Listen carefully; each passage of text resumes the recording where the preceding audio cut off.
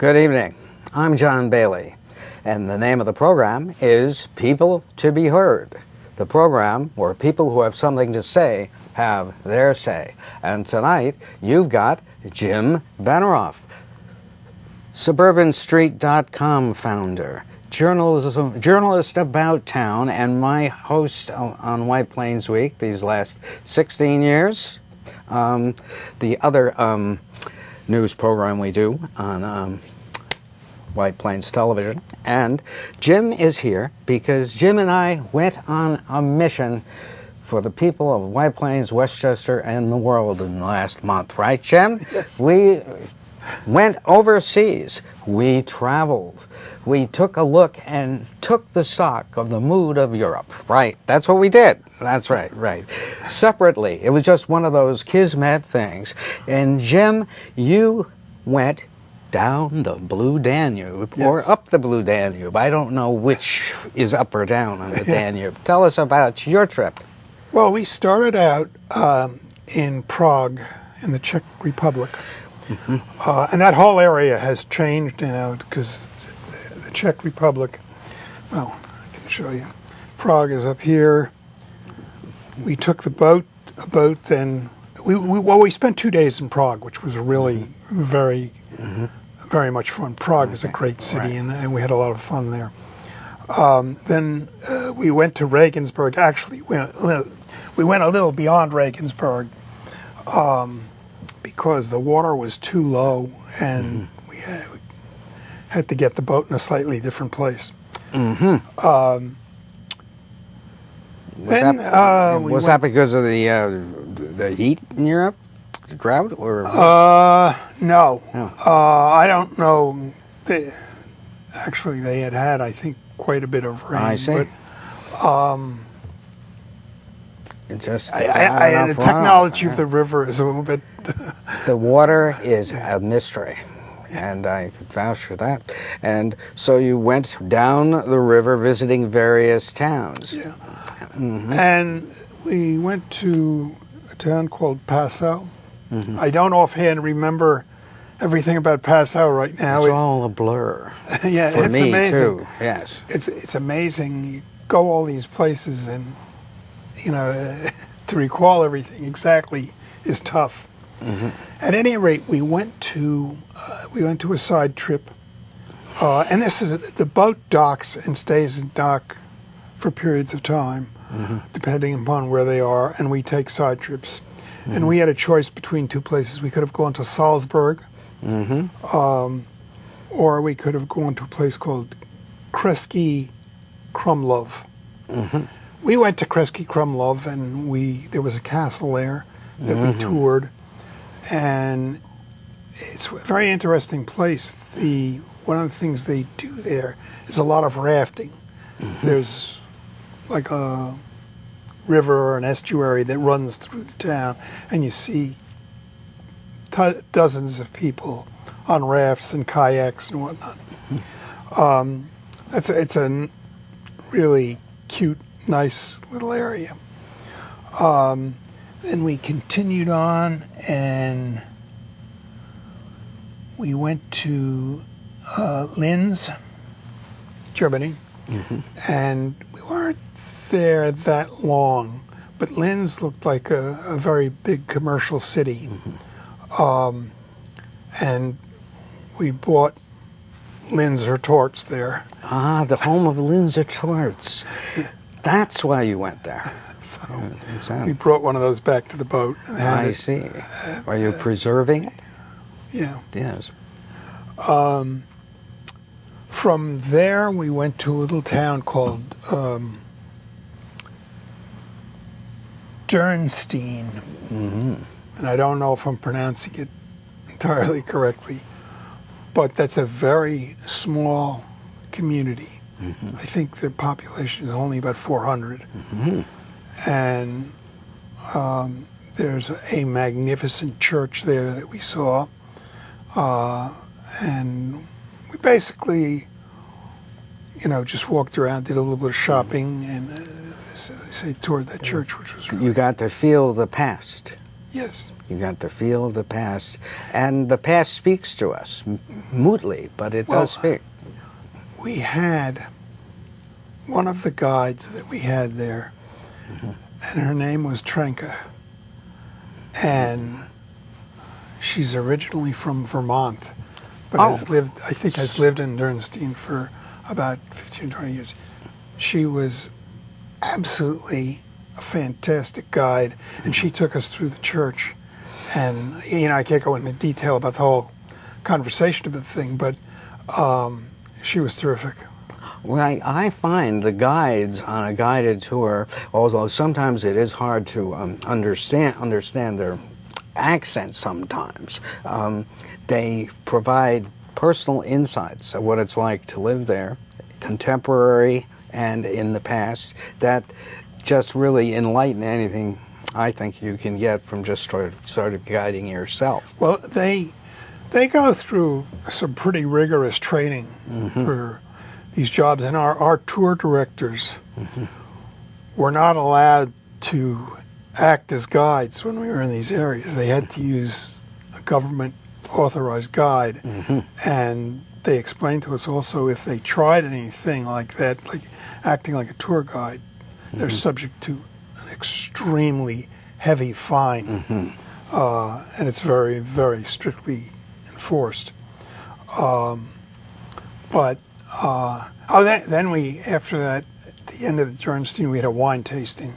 Yes. To back up a second, when we were in Prague, we had dinner at a restaurant, and I normally do not drink. I normally drink. Yes. One drink in 6 months, but I had beer, and I had wine, and I had Prosecco. So when we went to this restaurant, we had a glass of Prosecco, and I wanted another glass of Prosecco. Yeah. And by the time I was finished, I could hardly walk back to the hotel. Well, there was a vodka tasting where my brother-in-law, who was on our tour, was offered to taste of 5 vodkas in a tour of a castle. And he, bless his soul, he was only one of 2 men in the group that took all 5 and said which one he liked best, and he handled the rest of the tour without incident. I was very impressed. But vodka is an interesting drink. I mean, we had some in Russia at the Catherine the Great's summer palace, and that was very fascinating. Now, I wanted to ask you, so you have traveled for many years. Yes. And why do you travel? It's a hassle. Well, and the biggest hassle... It's inconvenient, all sorts of stuff. The biggest hassle of traveling is getting to the location of the trip and getting home. How true that is. They won't let you back into the U.S. very easily. Everything in between is great. Yes. We flew there on Delta Airlines when we flew coach with an extra 5 inches, which doesn't mean anything. I recommend anybody taking any of these long flights. And our flight was about 7 to 7.5 hours. That you fly business class. It's expensive, but it's worth it. Yes, unless you like looking out at the clouds in the dark. But but you travel mainly for what reason? What is the reward of going to these places other than the food? You learn a lot. You bring back a lot of memories. Now, I've been all over Europe. I've been to France. I've been to Italy. I've been to Germany. I've been to Austria. I've been to Switzerland.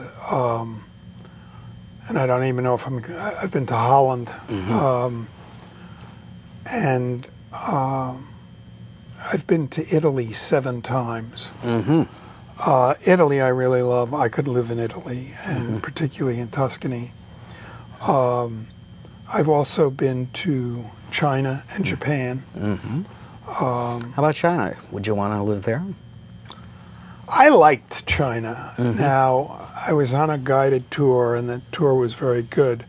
We've traveled 4 times now with Tauk, and we were on that trip to China. China was, I thought, a fabulous trip. And there's a lot of, America does a lot of business with China. And I'm interested in doing something business-wise, which would possibly involve some production work being done in China.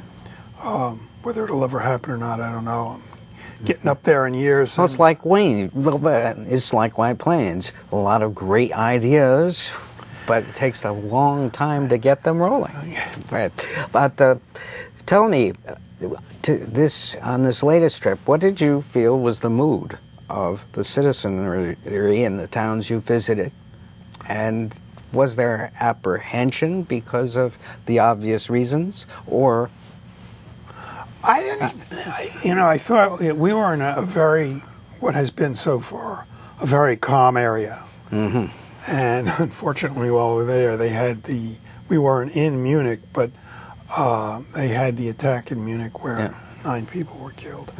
And that wasn't even necessarily a terrorist attack, I don't think. It was an aberrated citizen. Yes, that happened at the end of last week, I think it was. Yeah. Right. And, the one thing I love about the going on a cruise is you can escape from the things that cause anxiety. You don't have to watch the news. You do not have to read a newspaper, usually, because you can't. You can't get an English language paper. And unless you go on the internet, you're completely cut off from all the hassles that come winging at you. So I really like that. In fact, I have a recommendation, everybody, that if you want to relax and enjoy life more, turn off your TV, turn off the radio, don't listen to traffic forecasts, and you'll be a lot more mentally healthy. I'm telling you. But now, so you travel mainly for the history and the experience of the place. We learned there was a lot of discussion of Hitler and Nazism. We had a tour by an 82-year-old woman who was half Jewish. One parent was Jewish and one was not. And she went through the things that happened when she was there, and she had these documents. The thing I remember, she had a little book that was some kind of work record that the Nazis made her keep, or made her father keep, or whatever it was. And while he was in a concentration camp, or what? Or well, be that way. I can't remember exactly. She is a survivor. She was in some kind of a work camp, I think, and quote unquote. Yeah. But she had this little booklet, with the swastikas along the border, and obviously. And she showed it to you. Yes, she brought it. Now that that is really one of the reasons I travel. You see actual history. Yeah. Like for example, when we left on our cruise from Southampton, if we could have the first slide about the departure there, about Southampton, and yes, our ship passed this dock area, which is to the right, and this is the dock where the RMS Titanic was docked prior to its departure from Southampton on its ill-fated voyage back in 1912. And in the next slide shows the actual wharf, which is on the right in the center on the right. That's where the Titanic slip was. And the third slide shows a very famous picture of the church along the harbor leading out of Southampton, which you can see the Titanic in a black and white shot going past years ago. And when we passed this area, our captain blew 3 whistles. They usually blow 3 whistles when they depart, just generally, but he blew whistles after he had departed his slip. And it was, I felt, obviously an acknowledgement of the Titanic tragedy. But I mean, that is what you see when you go to these places. It's history. It makes it real tangible and real, and you get the personal experiences. Well, I think one of the really important things, the more people that travel, the more exposure they get to other histories, other cultures, etc., and they can hopefully develop a better understanding of foreign policy. Absolutely. I think Marco Polo said something similar after he returned from, he was truly the first tourist, Marco Polo. And I couldn't agree more, because when I went 2 years ago, I learned so much and saw so much, and I had a great likability for of all those people that I met on the tour. Tours, though, can be a little rambunctious. You do get elbowed. People don't say "excuse me" too much. These are the tourist crowds I'm talking about. Well, one of the things that I like about these tours that I've been taking, this was a relatively small tour. We had a boat that was 120 people, and the riverboat cruising has become extremely popular. We saw dozens, and I mean dozens, of riverboats. And it's really a nice way to travel. I will say that the trip was fairly strenuous. We did a lot of walking. I would say we probably walked close to 10 miles a day. I may be slightly exaggerating, but, you know. Right, and there's a lot of standing. Yeah. Which is tiresome. Not too many places to sit. And I agree with you. I like the tours because they efficientize the whole operation. You go off the bus in a very secure, go off to the bus in a very secure situation, and you also get taken to the site by someone who knows the way. You're not figuring it out yourself, which is horrible. And I mean, a lot of people pride themselves and are good at that, but I'm not. I mean, I get lost in White Plains. I get lost in Mount Vernon. So, I mean, and I can speak English now, and I still get lost. But anyway, the point is these tours are terrific because they let you in first. You know, like when we went to Peterhof, the Peter the Great's palace in St. Petersburg. Could we go to the end of the slide and show the fountains at the St. Catherine's? I mean, the Peter. There we are. That is the fountains going off, and those are just some of the crowd that was watching this spectacular display at Peter the Great's palace, which is an extremely sobering place. When you tour this palace, it's beautiful. Everything's gold and gilded. Peter the Great's office is an office you would love if you haven't already seen it. And it's all paneled in carved wood, but they don't let you take pictures inside it. But so that's why I want a picture of that. But the point would be, the tour guide brings you right to the situations, explains the best place to see it, and this is what a tour does for you. And I would definitely, as you do, I guess, recommend taking the tours.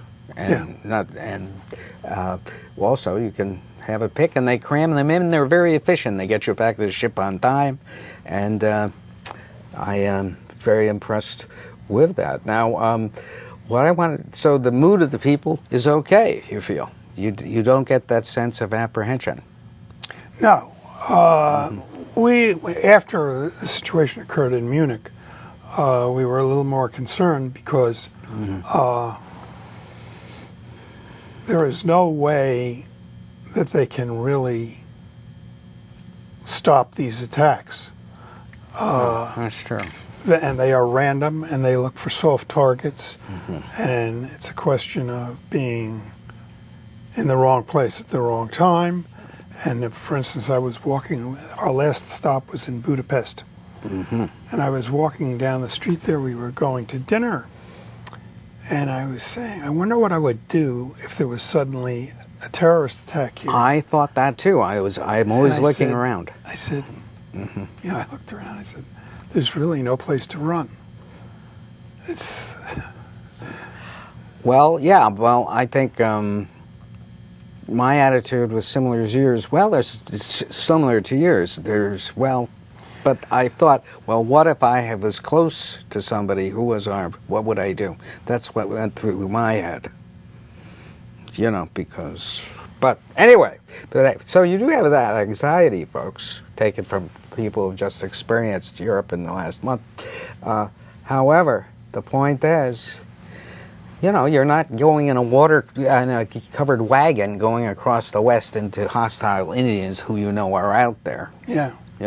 And we have to realize that, and the people that inhabited many of these castles in the past, like we went to the Teutonic Knights Castle out in Poland, and that is slide 13. There it is. There I am in front. This proves I was there, folks. And but this castle was built in the 12th century. It's amazing, and it was, and you got a real feel for what it was like. And this is one of the reasons I think travel is so great. You just come back with a different perspective and empathy for people all over the world and the struggles that mankind through the centuries had with each other, which we're still having today. What are your recommendations to enjoy travel in this grand manner? Well, by the way, I was on a beautiful personal yacht with 3,508 of my closest friends. That's what a cruise ship is like. It's a yacht. One of the things, a big yacht. we get a list. We got a passenger list of 120 people, and I don't know whether I met absolutely everybody on the trip, but I met a lot of the people and know them well enough to, and we've got their email addresses and stuff like that. On these small tours, that's what you can do. You can really get to know the people and meet them. We have friends from Chicago that we travel with all the time, and we travel someplace every other year now. I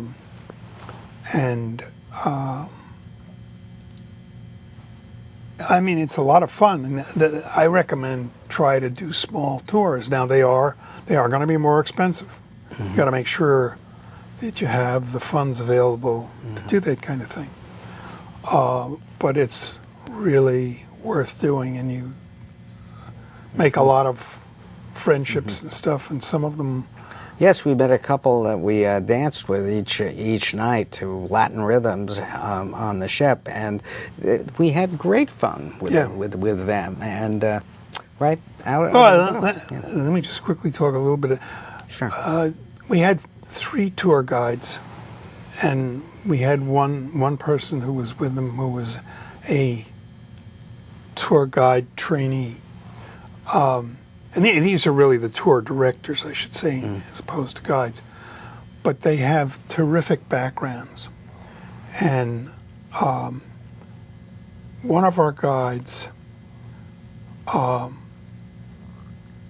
was an opera singer, and she did some performing. And she had a phenomenal voice, unreal. And she also gave us a class on opera singing. Not opera singing, I'm kidding. but operettas, I guess. She was absolutely terrific. And I was even surprised she was a tour guide, but she said it's really not easy to get permanent work in there. And particularly, she said, the United States, there are no jobs available. Right. Now, some of the other reasons to go on tours. If we can kick off the picture of Stonehenge, which I saw Saturday morning. I saw that. I was there. And this is a very eerie place. And then I met the Little Mermaid in Copenhagen, up close and personal. That's how. And the head of the statue was based on a famous ballerina at the time. And it's amazing the iconic effect this has on you, seeing this art. And of course, we saw one of the few statues that Michelangelo did out, and it is available out of Italy. This is at the Cathedral of Mary. And we saw the Tivoli Gardens of an amusement park. You've seen the Tivoli Gardens, I imagine, right? And that's really what they were talking about doing with the Playland. And we saw a 16th century ship that was recently unearthed. And this was in Stockholm that we saw this. And that is a full-size ship, almost preserved, lifted out of the mud, and it was an astounding sight. Intricately carved. We looked at the Petersburg Canal, the Stockholm Islands, traveling into Stockholm. One of the greatest sights I've seen, and one of the great boating areas. Water's a little cold, but it's stunning. Of course, there was the Petersburg Canal, which is much like Venice. We went and. This was good. That is the fortress where Dostoevsky was imprisoned, and of course we saw the midnight sun. That's what the sun was like at midnight, and it's midnight for People to Be Heard tonight. Jim Benerofe, John Bailey for People to Be Heard. Good night.